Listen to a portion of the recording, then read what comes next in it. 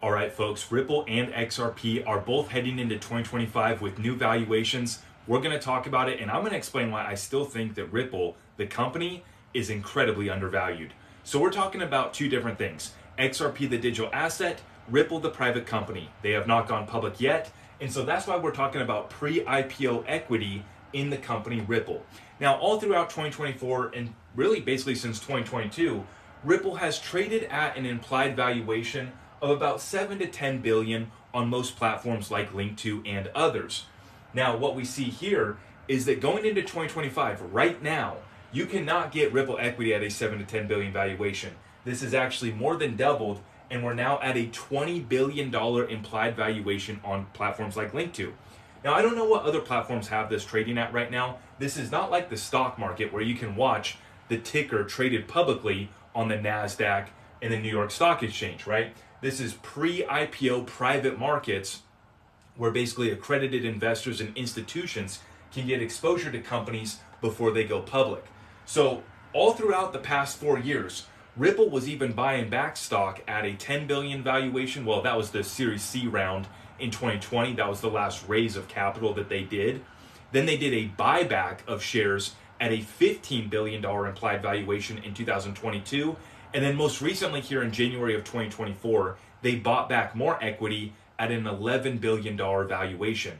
Like I said, throughout most of this year, you could get Ripple equity at a $7 to $10 billion valuation on platforms like Link2. Right now, $20 billion valuation.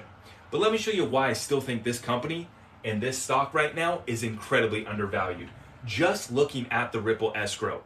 Now, this is the holdings of XRP that Ripple has in a time-locked account called the escrow. Now, it's at about 40 billion. For sake of math, I'm just going to round off at about 40 billion in this escrow.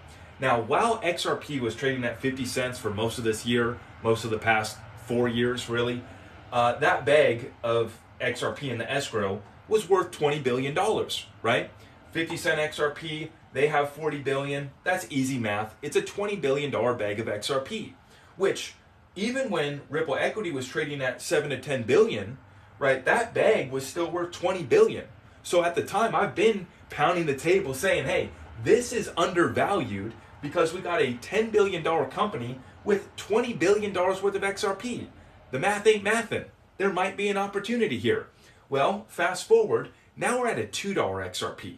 And so this conversation really has changed quickly just in the past 2 months since Trump's been elected.